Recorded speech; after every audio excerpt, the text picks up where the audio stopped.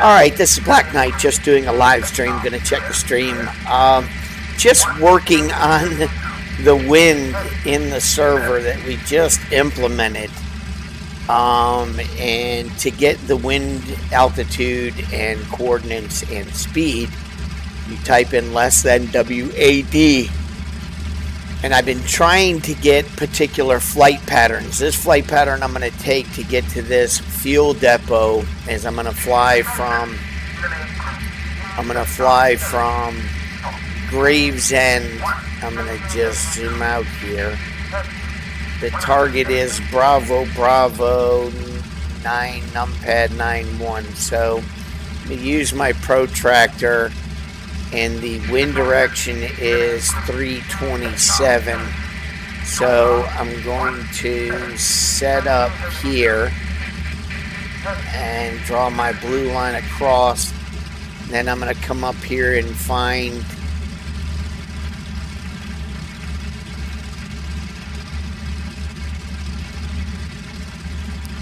this reciprocal of 327, so I'm going to put it right about there.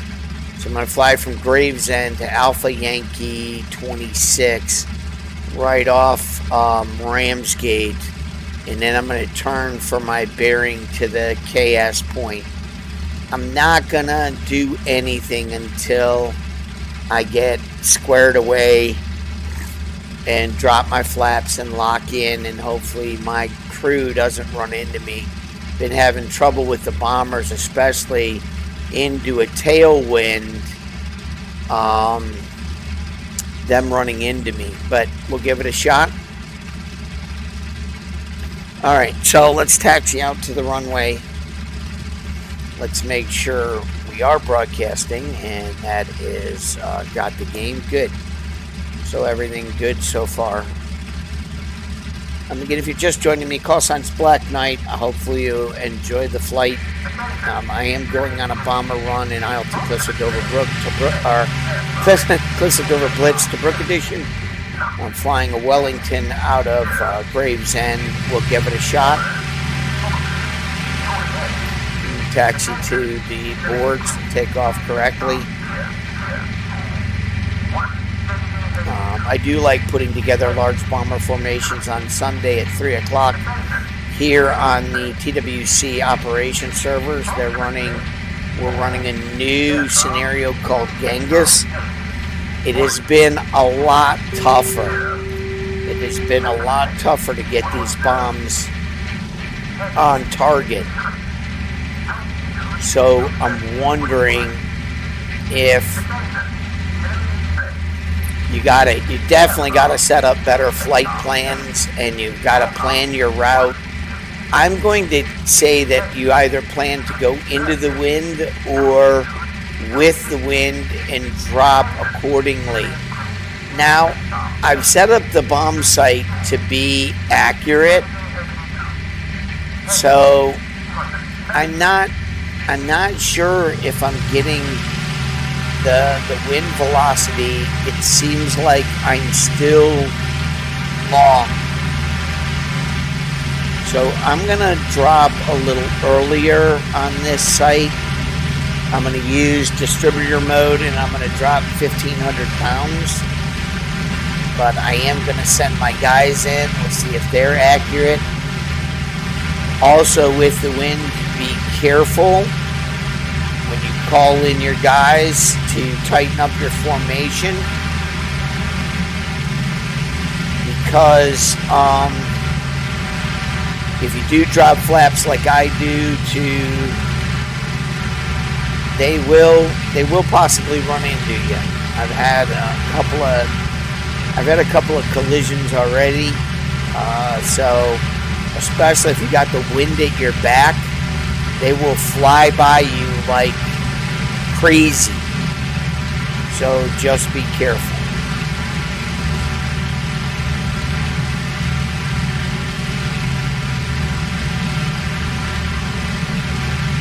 All right. So I have my cover aircraft selected. Go through all of my chat messages to Nuffy. Let's get to my cover aircraft so I can call them in. I'm looking to get to 7,900 feet. The speed, I believe, is 43 miles per hour, but I'm going to double check that. All right, coming around to Gravesend to call in my guys and start flying towards Ramsgate and get my altitude by the time I get to Ramsgate, and then turn towards target area. Again, if you're just joining me, I like to broadcast pretty much sometimes during the early morning hours, but also during the week, but also on the weekends. I like to broadcast the large bomber hops. So I'm turning towards Ramsgate. Let me call in my bombers.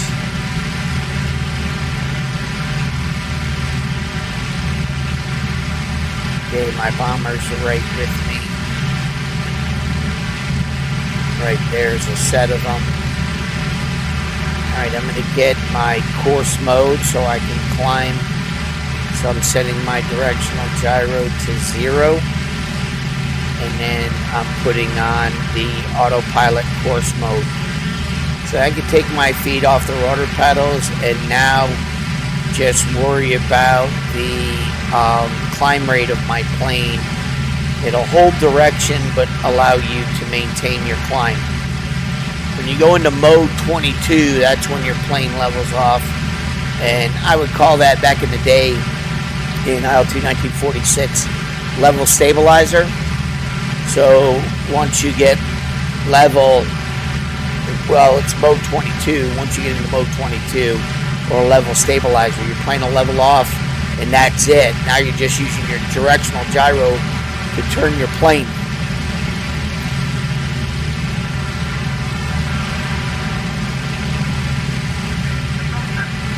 Get my radar map up, even though probably Nuffy's done a great job at knocking out our radar headquarters. Still got to get one area recon done. Germans are winning the day quite easily.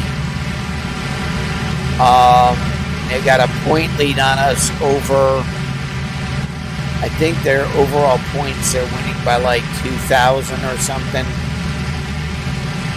Yeah, they're almost up to 3,000 points ahead.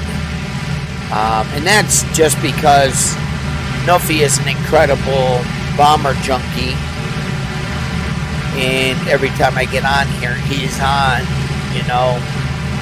knocking out targets. He's doing a good job. Looks like he's skip bombing on some ships in the channel.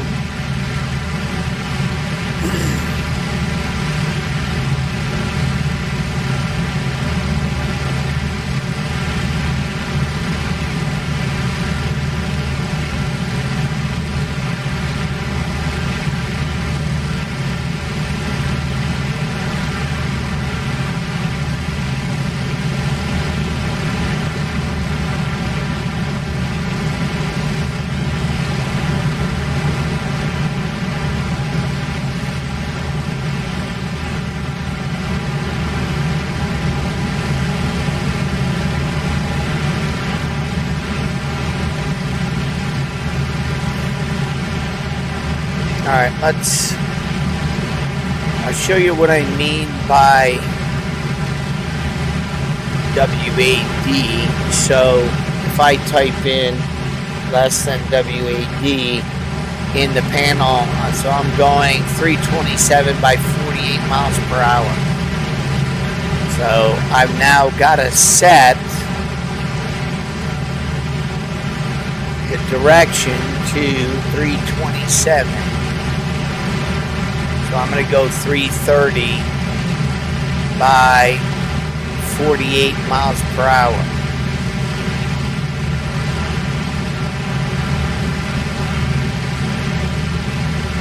Okay, that's 48.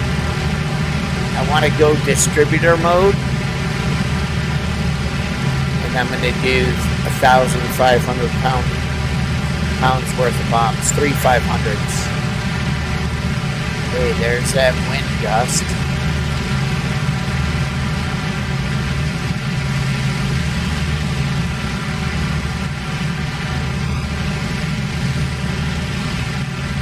Hopefully I didn't lose anybody in that wind gust.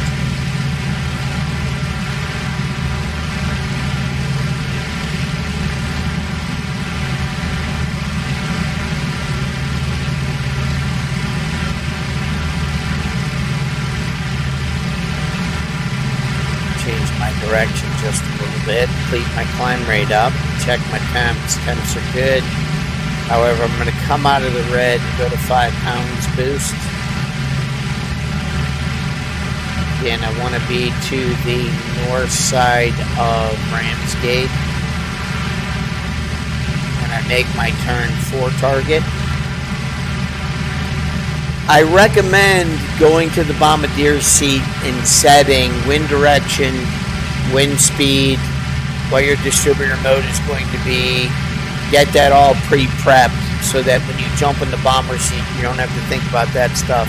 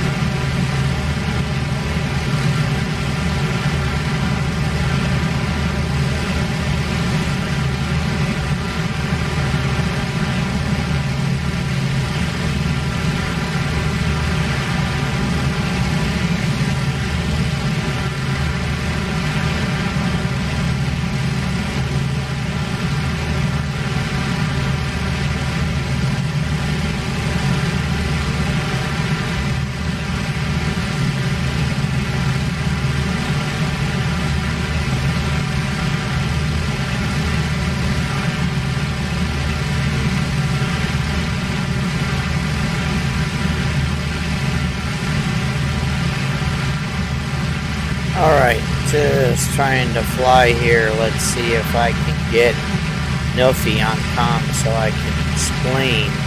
I can hear you. Oh, so the struggle is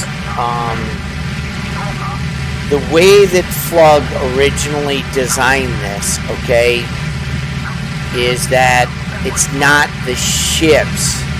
It's a targeting or trigger circle that is on the map that is not moving with the wind drift. I see.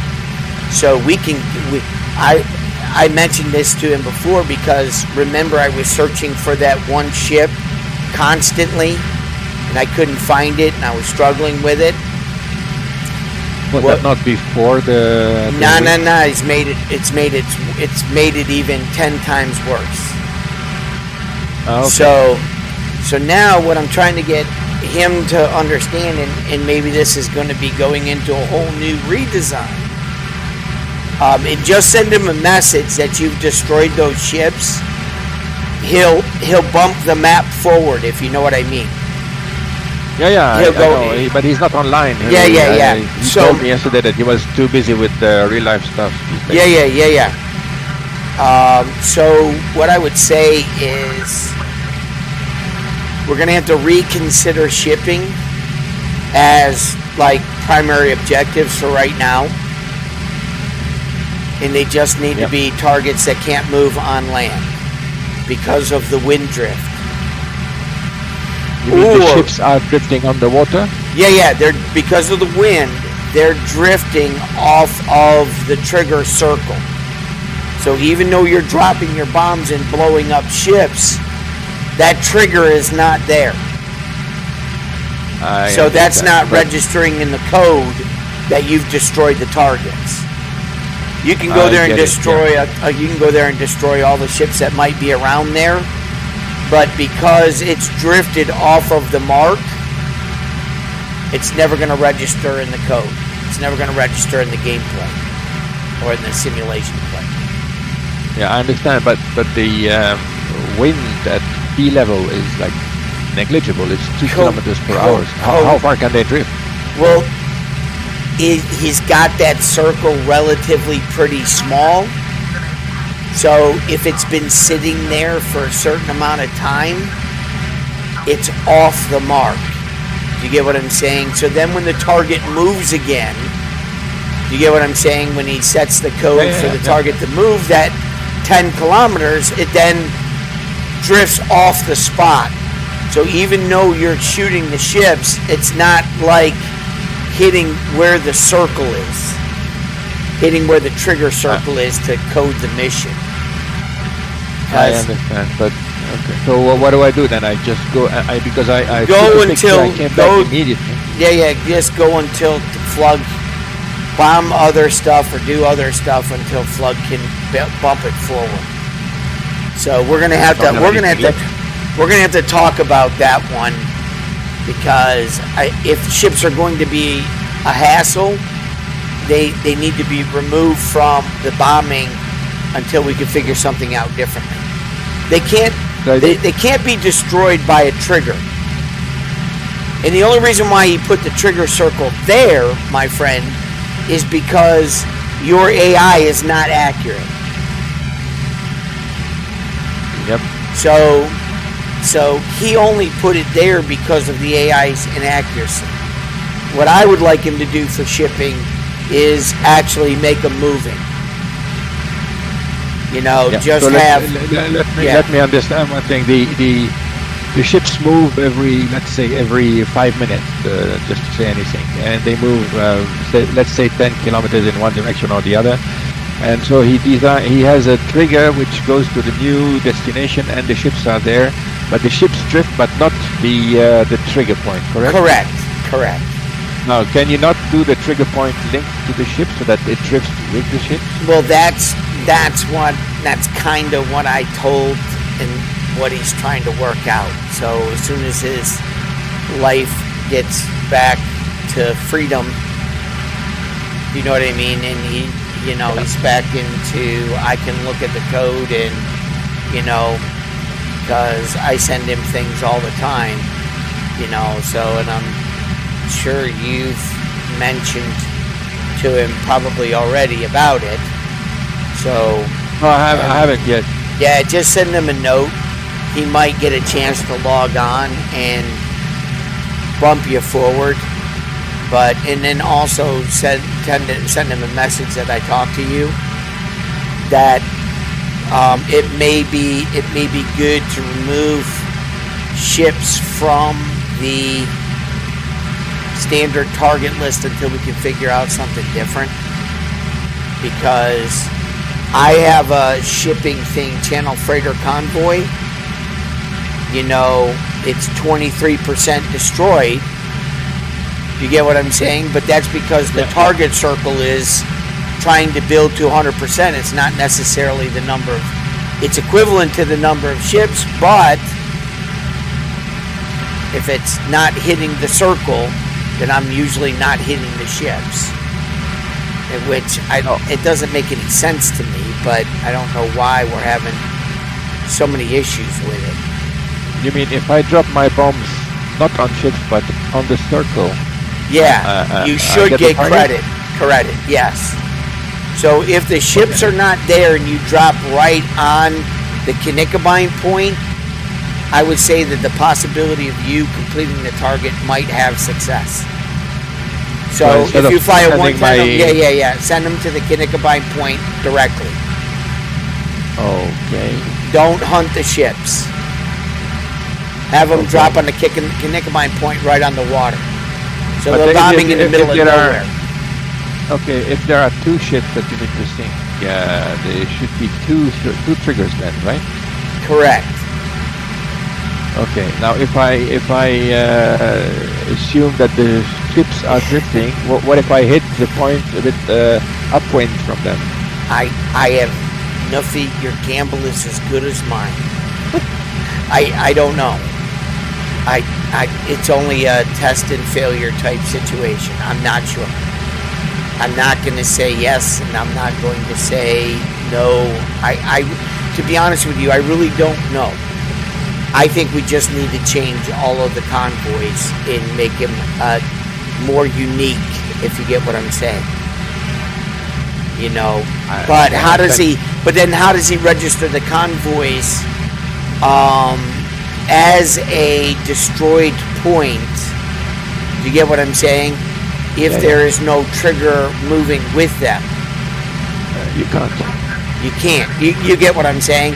And you can't. Absolutely. You can't have it as a percentage. Do you know what I mean?